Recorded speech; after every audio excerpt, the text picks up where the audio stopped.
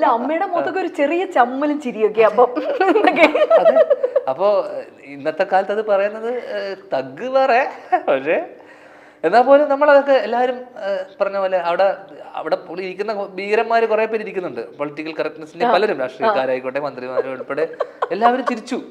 അപ്പൊ ഞാൻ ആലോചിച്ചു, ചുറ്റും ഈ സമൂഹം പൊളിറ്റിക്കലി ഇൻകറക്റ്റ് ആണ് മൊത്തം. അപ്പൊ പിന്നെ നമ്മൾ അതിന്റെ കൂടെ ഒന്ന് ചിരിക്കുക വേറെ വഴി.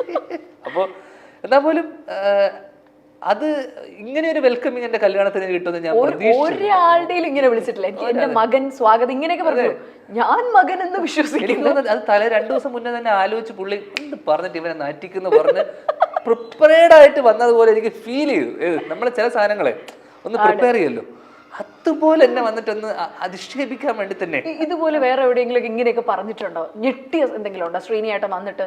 ഒരുപാട് എന്ന് വെച്ച് കഴിഞ്ഞാൽ എന്നെ പണ്ട് സ്ഥിരമായിട്ടുണ്ടായിരുന്ന ഒരു ശീലം പുള്ളിയുടെ എന്ന് വെച്ച് കഴിഞ്ഞാൽ, ഞാൻ പുള്ളി കൂട്ടുകാരൊക്കെ കൂടെ ഒരുമിച്ചിരിക്കുന്ന സമയത്ത് ഇടക്ക് രാത്രി കാലങ്ങളിൽ പുള്ളിയുടെ മദ്യപാന സഭകളിലൊക്കെ ഇടക്ക് എന്നെ വിളിപ്പിക്കും. രാത്രിയൊക്കെ ആകുമ്പോൾ വിളിപ്പിച്ചിരുത്തിയതിനു ശേഷം ആദ്യം ഞാനിത് 2 സ്ഥലത്ത് പറഞ്ഞിട്ടുള്ളൂ.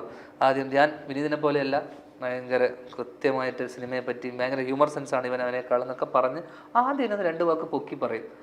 പിന്നെ എൻ്റെ അതേ സ്വഭാവമാണ്.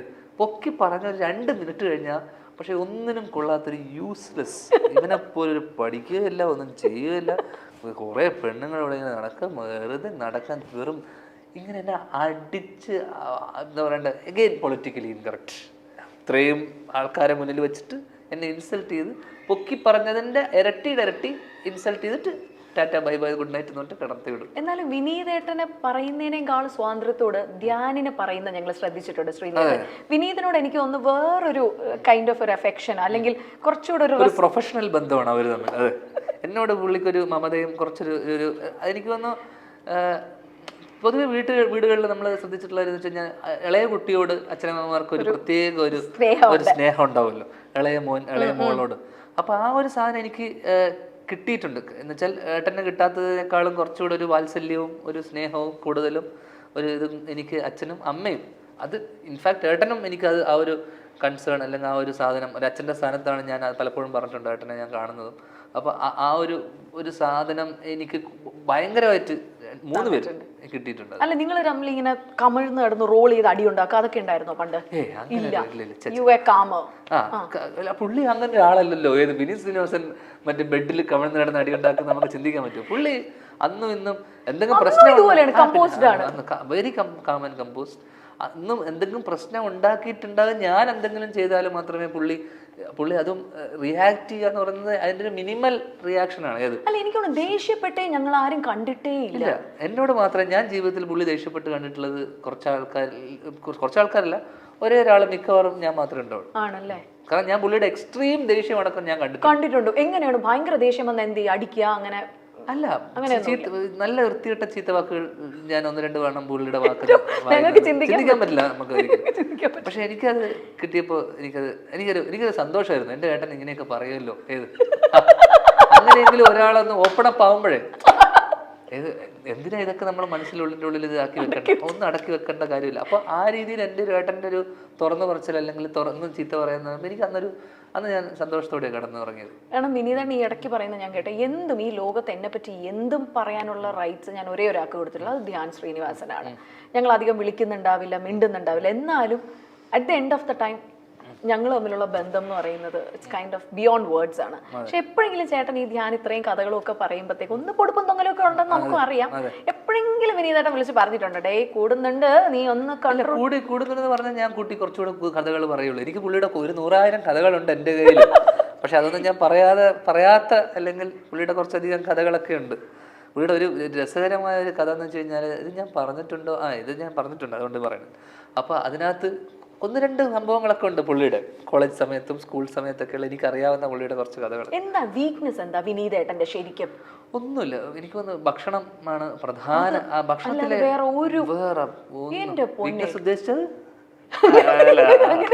പൊതുവെ മനുഷ്യന്മാര് വീക്കാവുന്നത് 2-3 സംഭവം.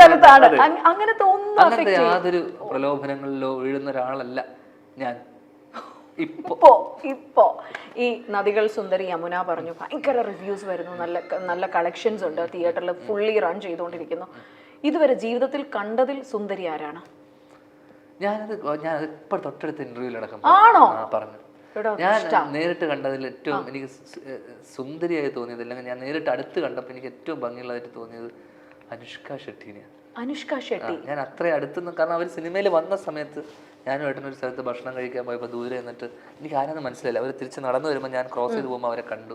അപ്പോൾ ചേട്ടൻ, ഞാനിങ്ങനെ നോക്കിയിരിക്കുന്ന സമയത്ത് ചേട്ടൻ അപ്പുറത്ത് അനുഷ്ക എന്ന്. അപ്പോൾ അത് ഞാൻ ഇപ്പൊ കഴിഞ്ഞ ഇന്റർവ്യൂ പറഞ്ഞ കാര്യം. അപ്പൊ അതുകൊണ്ട് എന്നാലും ഞാൻ ചോദിക്കാം, സ്ത്രീകളുടെ കാര്യം വിടട്ടെ. വീട്ടിൽ ഇപ്പൊ 2 സ്ത്രീകളാണുള്ളത്, അർപ്പിതയും മകളുമാണ്. ഈ പെണ്ണുങ്ങളുടെ ഇവിടെ ജീവിതം എങ്ങനെയുണ്ട്? അടിപൊളിയാ. എന്ന് വെച്ച് കഴിഞ്ഞാൽ അവരല്ലേ നമ്മുടെ ഒരു ബാക്ക് ബോൺ. എന്തൊക്കെ പറഞ്ഞാലും അവരാണ് ന്യൂക്ലിയസ്, നമ്മളെ സപ്പോർട്ട് ചെയ്യുന്നത്. അങ്ങനെ ഒരാളില്ലെങ്കിൽ നമ്മുടെ ലൈഫിന് ഒരു ബാലൻസ് ഉണ്ടാക്കിയെടുക്കുന്നതും, അല്ലെങ്കിൽ നമ്മുടെ ലൈഫിന് നമ്മൾ തിരിച്ചു പോകുമ്പോൾ നമ്മുടെ വീട്ടിൽ കാത്തു നിൽക്കാൻ, അല്ലെങ്കിൽ നമുക്കൊരു സപ്പോർട്ട് സിസ്റ്റം എന്ന് പറയുന്നത് കംപ്ലീറ്റ്ലി ഡിപ്പെൻഡൻ്റ് ആണ്. നമ്മളൊരു പരിധി വരെ, പരിധിയല്ല, കംപ്ലീറ്റ്ലി ഡിപ്പെൻഡൻ്റ് ആണ്. അമ്മയുടെ പുറത്ത് ഇപ്പോഴും വൈഫാണ്. മകളുടെ കാര്യമായിക്കോട്ടെ, വീട്ടിലത്തെ കാര്യങ്ങളായിക്കോട്ടെ, അവൾ ജോലി ചെയ്തിരുന്നതാണ്. ഞാൻ ഒരിക്കലും ജോലി വിടണമെന്ന് ഒന്നും പറഞ്ഞില്ല. അവളായിട്ട് തന്നെ ഞാൻ തൽക്കാലം ജോലി വിടുകയാണെന്ന് പറഞ്ഞു. ഉറക്കിൽ നല്ല ജോലി ഉണ്ടായിരുന്നു, കല്യാണം കഴിഞ്ഞു. അവൾ മകളായതിനു ശേഷം പിന്നെ ഇപ്പം ജോലി ചെയ്ത് താല്പര്യം പോയി പുള്ളിക്കാർക്ക്. ഇപ്പം പിന്നെ ചില്ലിങ്ങാ, അതുകൊണ്ട് കുടുംബക്കാരെ കാണുക. അപ്പോൾ ഞാൻ പറഞ്ഞ ജോലി ചെയ്ത് കഴിഞ്ഞാൽ കുറച്ചധികം അവിടെ നിന്ന് റവന്യൂ കിട്ടുമല്ലോ, നീ അത് കളയണ്ടല്ലോ വെറുതെ എന്തിനാന്നൊക്കെ പറഞ്ഞപ്പോൾ വേണ്ട, ഇനി ഞാൻ ജോലിക്ക് പോകുന്നില്ല. അവള് സ്വയം തീരുമാനിച്ചു. എനിക്ക് നമുക്ക് നല്ലതല്ലേ, അവിടെ നിന്ന് ഒരു കാശ് കിട്ടുന്നല്ലേ, വെറുതെ എന്തിനാ കളയുന്നത്? നല്ല ജോലി. മണി മോട്ടീവ് ആണോ ഇപ്പൊ ശരിക്കും? വേറെ ഇൻവെസ്റ്റ്മെന്റ്സ് എന്താണ്? ഞാൻ എപ്പോഴും വരുന്നത് പെൺകുട്ടികൾ ആ രീതിയിൽ ഫിനാൻഷ്യലി ഇൻഡിപെൻഡന്റ് ആവണം എന്നുള്ള ഒരു ചിന്ത. കാരണം എല്ലാത്തിനും ഇപ്പൊ ഞാൻ ചോദിക്കാതെ തന്നെ ഞാൻ എപ്പോഴും മാസം നമുക്ക് ആ എക്സ്പെൻസിനുള്ളതൊക്കെ അവൾ ചോദിക്കാതെ ഞാൻ ഇട്ട് കൊടുക്കാറുണ്ട്. പക്ഷെ പണ്ട് അവൾ ജോലി ഉള്ള സമയത്ത് എനിക്ക് ജോലി ഇല്ലാത്തൊരു സമയം ഉണ്ടായിരുന്നു. അന്ന് അവളാണ് എന്നെ പ്രൊട്ടക്ട് ചെയ്തത്. എനിക്ക് പലപ്പോഴും എന്റെ ചെലവ് നടന്നിരുന്ന മൊത്തം ആദ്യം പ്രപ്പോസൽ, അതായത് കല്യാണം കഴിക്കാൻ തുറന്നു പറഞ്ഞ ആരായിരിക്കും? നമ്മള് രണ്ടുപേരും തീരുമാനിച്ചത്. ആ സമയം ഒരു സമയമായപ്പോഴേക്കും രണ്ടുപേരും. എന്നാൽ ഈ മദ്യപാനം ഒക്കെ ഉണ്ടായിരുന്ന സമയത്തായിരുന്നില്ലേ ഇതെല്ലാം? അർപ്പിതയ്ക്ക് അറിയായിരുന്നു എല്ലാം, കംപ്ലീറ്റ് പാസ്റ്റ് അറിയായിരുന്നു. ഇതൊക്കെ ചെയ്യുമായിരുന്നെങ്കിലും ഞാനൊരു നല്ല മനുഷ്യനായിരുന്നു ഉള്ളിൻ്റെ ഉള്ളിൽ. അങ്ങനെ ഇതൊക്കെ ചെയ്യുന്ന ആൾക്കാർ വൃത്തികെട്ടവന്മാരാ? അല്ല അല്ല അല്ല, ചെയ്യുന്ന ആൾക്കാരിലും നന്മയുണ്ടെന്നേ. നമുക്ക് കള്ളുകൂടി ഇതൊക്കെ നമ്മളെ ഹാബിറ്റ്സും നമ്മളെ സുഹൃത്തുക്കളുടെ ഇടയിൽ ചെയ്യുന്ന കാര്യങ്ങളല്ല. നമ്മുടെ ഒരു ക്ലോസ് സർക്കിൾ ഇല്ലാത്തോണ്ട് ഞാൻ പറയും ഇപ്പൊ കള്ളുകൂടി ഇച്ചിരിയെങ്കിലും നമുക്ക് ചെറുത് സോഷ്യലി ഒക്കെ ആണെങ്കിൽ നമ്മൾ സഹിക്കും.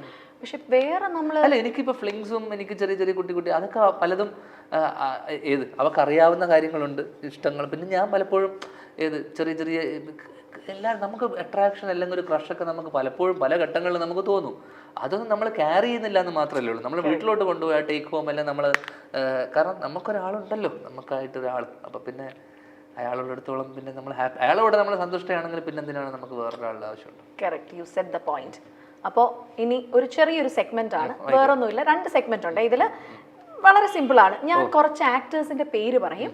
ഇത് വളരെ ഫേമസ് ആയിട്ടുള്ള ഒരു ഗെയിമിംഗ് ആണ്, വേറൊന്നുമില്ല. ഇവർ സിനിമാ നടന്മാരല്ലായിരുന്നു എങ്കിൽ എന്തെങ്കിലും എനിത്തിങ് വെറൈറ്റി പറയണേ, എനിത്തിങ്. ഓക്കെ, ഇവരല്ലായിരുന്നെങ്കിൽ ഇവരെന്തായിരിക്കും ചെയ്യാൻ സാധ്യതയുള്ളത്? ഇൻ യുവർ ഭാവന.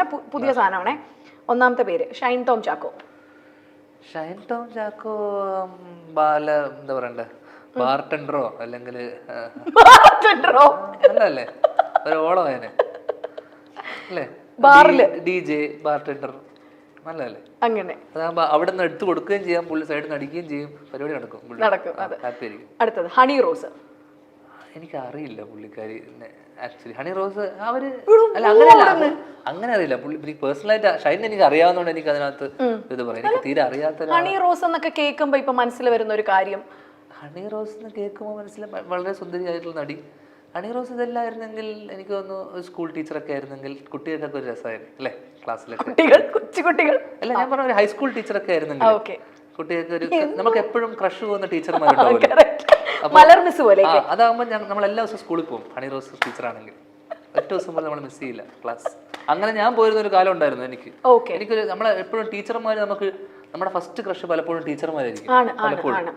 കാരണം ടീച്ചർമാർ സാരിയൊക്കെ കൊടുത്ത് തരുന്ന സമയത്ത് എന്ന് വെച്ചാൽ നമ്മൾ ആ പ്രായത്തിലൊക്കെ കോളേജിൽ പഠിക്കുമ്പോഴും എൻ്റെ ഒരു ക്രഷ് ഉണ്ടായിരുന്നു, ടീച്ചറായിരുന്നു. എന്നുവെച്ചാൽ വലിയ പ്രായ വ്യത്യാസമൊന്നുമില്ല. അപ്പോൾ പലപ്പോഴും അപ്പോൾ എനിക്കൊന്ന് ഹണി ടീച്ചർ ആകുകയാണെങ്കിൽ ഒരു ദിവസം പോലും പിള്ളേർ ആബ്സെന്റ് ഇല്ലാതെ എല്ലാ ദിവസവും ക്ലാസ്സിൽ പോയിരിക്കും. അതിനൊരു കയ്യടി. മോഡൽ, ഈ ഹെയർ ഹോസ്റ്റസ് അങ്ങനെയൊക്കെ പറയുന്നേ, സ്കൂൾ ടീച്ചർ. സുന്ദരിയായ ടീച്ചറല്ലേ, അപ്പൊ പിന്നെ സ്വാഭാവികമായിട്ടും ക്ലാസ് മുടങ്ങില്ല. ആണ്. കോളേജ് ആണെങ്കിലും ഓക്കെയാ. അതെ, സെറ്റ്. അതെ. അടുത്ത അജു വർഗീസ്. അജു വർഗീസ് വല്ല എന്താ പറയണ്ടേ, ജയിലിലോ അല്ലെങ്കിൽ വല്ല അങ്ങനെ വല്ല മിക്കവാറും കൺവിക്റ്റും അല്ലായിരിക്കും, ജയിലിലായിരിക്കും. പ്രതിയായിട്ട് ജയിലിൽ എന്ത് കാര്യത്തിനായിരിക്കും പ്രതിയാവാൻ? വല്ല പെറ്റി കേസ് വല്ല ആയിരിക്കും, മോഷണം, മാലപിടി, അങ്ങനത്തെ കേസായിരിക്കും. അതിന്റെ കൂടെ വേറെ എന്തെങ്കിലും കേസ് ഉണ്ടെങ്കിൽ അതും ഏറ്റെടുത്തിട്ട് പുള്ളി വേണം ജീവപര്യന്തം എന്നൊക്കെ പിടിച്ചിട്ട് അവിടെ വള്ളിയും പിടിച്ചിട്ട് അവിടെ ഇരിപ്പുണ്ടാവും. ഈ പണിയൊക്കെ മേടിക്കുന്ന ഒരാളെ. കാരണം ഒരു കാലത്ത് എനിക്കറിയാവുന്ന ഒരാള് ഒരു പബ്ലിക് ന്യൂസൻസ് ആയിരുന്നു, എൻ്റെ ഒരു വേറൊരു വേർഷൻ ആയിരുന്നു ഒരു കാലത്ത്. അപ്പൊ മിക്കവാറും ജോലിയൊന്നും ഉണ്ടാവില്ല, ജയിലിലാവുമ്പോൾ പ്രത്യേകിച്ച് എല്ലാ ജോലിയും ചെയ്യേണ്ടി വരുമല്ലോ. അപ്പൊ അങ്ങനെ അങ്ങ് പോവും. പിന്നെ നയൻതാര വർക്ക് ചെയ്ത ആളാണ്, സംവിധാനം ചെയ്ത ആളാണ്. എനിക്ക് തോന്നുന്നു പൊളിറ്റീഷ്യൻ ആയ വെരി ഷാർപ്പ്, വെരി എന്താ പറയണ്ട, പ്രിസൈസ്, കൃത്യമായിട്ട് കാര്യങ്ങൾ അറിയാവുന്ന, അല്ലെങ്കിൽ അവരെ കൃത്യമായിട്ട് അവർക്ക് മാർക്കറ്റ് ചെയ്യുന്ന അറിയാം, അവർ എന്ത് ചെയ്യുന്നു സംസാരിക്കുന്നു കൃത്യമായിട്ടൊരു ധാരണയുള്ളതാണ്. ഇനി ഒരാളും കൂടെ ഉള്ളൂ, ഫഹദ് ഫാസിൽ. ഫഹദിക്ക എനിക്ക് തോന്നുന്നു ഒരു മറ്റേ നമ്മൾ ഇതിൽ കണ്ട പോലെ ഒരു ഭയങ്കര കാർ എന്തൂസിയാസ്റ്റും ഇതൊക്കെ. എനിക്ക് തോന്നുന്നു ഒരു ഫോർമുല 1 വല്ല റേസറോ വല്ല മറ്റേ ബാംഗ്ലൂർ ഡേയ്സിലൊക്കെ കണ്ട പോലെ. പുള്ളിയുടെ കാറിനോടുള്ള ഭ്രമമൊക്കെ എന്നോട് പുള്ളി പേഴ്സണലായിട്ടൊക്കെ പറഞ്ഞിട്ടുണ്ട്. അപ്പം എനിക്ക് തോന്നുന്നൊരു കാർ റേസറോ അല്ല ആ ലെവലിലോട്ട് ഒരു ഓട്ടോ എന്തൂസിയാസ്റ്റാണ്. അപ്പോൾ അതുകൊണ്ട് തന്നെ എനിക്ക് തോന്നുന്നു ഓട്ടോമൊബൈൽ ബന്ധപ്പെട്ടിട്ടുള്ള എന്തെങ്കിലും പരിപാടിയിലായിരിക്കും. അങ്ങനെ ആയിരിക്കും. അപ്പോൾ ഇത്രയും പേരുടെ ഞെട്ടിപ്പോയിട്ട് ഒരാളെയും കൂടെ ചോദിക്കാൻ പറ്റുന്നുണ്ട്. Common question, Prithviraj. രാജുവേട്ടൻ എനിക്ക് തോന്നുന്നു ഈ ചിലപ്പോൾ എനിക്ക് തോന്നുന്നു ഈ രാജ്യത്ത് തന്നെ ജനിക്കേണ്ട ആളാണെന്ന് എനിക്ക് തോന്നിയിട്ടില്ല. എന്ന് വെച്ച് കഴിഞ്ഞാൽ ചിലപ്പോൾ വിദേശത്തോ അല്ല അല്ലെങ്കിൽ ഇപ്പോൾ കാരണം അത്ര ആ ലെവലിൽ പുള്ളിക്ക് കാരണം അത്ര നന്നായിട്ട് സംസാരിക്കാൻ അറിയാം. ഓക്കെ, ഭയങ്കര gentleman, like very good looking. ഈ പറഞ്ഞ ഒരുവിധം എല്ലാത്തിൻ്റെയും ഒരു എപ്പിട്ടമിയാ, ഒരു പാക്കേജാ പുള്ളി, ഓൾ ഇൻ ഓൾ. അപ്പൊ പുള്ളിക്ക് എനിക്ക് തോന്നുന്നു ആ മൾട്ടി ടാലന്റഡ് ആയിട്ടുള്ള, അതുകൊണ്ടാണ് പുള്ളി ഇപ്പോഴും മൾട്ടി ഫെസറ്റഡ് ആണല്ലോ പുള്ളി. അപ്പൊ എനിക്ക് തോന്നുന്നു പുള്ളി എന്തും ചെയ്യും. വേറൊരു രാജ്യത്താവണം, ഏത് രാജ്യമായിരിക്കും ബെറ്റർ ഫോർ പൃഥ്വിരാജ്?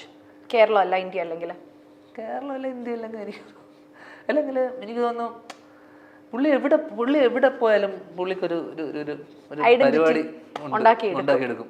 കേരളത്തിലായിരുന്നില്ല ബെറ്റർ, അവിടെ ആയിരുന്നെങ്കിൽ എനിക്ക് തോന്നുന്നു ഹോളിവുഡ് പരിപാടിയിലൊക്കെ പിന്നെ ലെവലിലോട്ട് പുള്ളി എത്തും. ചിലപ്പോൾ ഒന്നും പറയാൻ പറ്റില്ല. കാരണം ഇപ്പൊ തന്നെ സലാറിലൊക്കെ വില്ലനായിട്ട് പ്രഭാസിന്റെ കൂടെ വരാനിരിക്കുകയാണ്. അപ്പൊ ഈ ഇത്രയും സെക്ഷനേ ഉള്ളൂ ഞങ്ങളുടെ. ഇനി അടുത്ത സെക്ഷൻ എന്ന് പറഞ്ഞാൽ ഒന്നുമില്ല. അയ്യോ, ഞാൻ സീരിയസ്ലി ഞാൻ പറയാട്ടോ, എനിക്ക് ഭയങ്കര പൊളിറ്റിക്കലി റോങ് ആണ് മകനെന്ന് വിശ്വസിക്കുന്ന. അപ്പൊ അവിടെ പോലും നമ്മളിപ്പോ പൊളിറ്റിക്കൽ കറക്റ്റ്നെസിന്റെ കാലത്താണ് നിൽക്കുന്നത്. അങ്ങനെ നോക്കുമ്പോൾ വളരെ പൊളിറ്റിക്കലി റോങ് ആണ്. അതിന് എനിക്ക് വേണമെങ്കിൽ കേസ് കൊടുക്കാവുന്നതേ ഉള്ളൂ.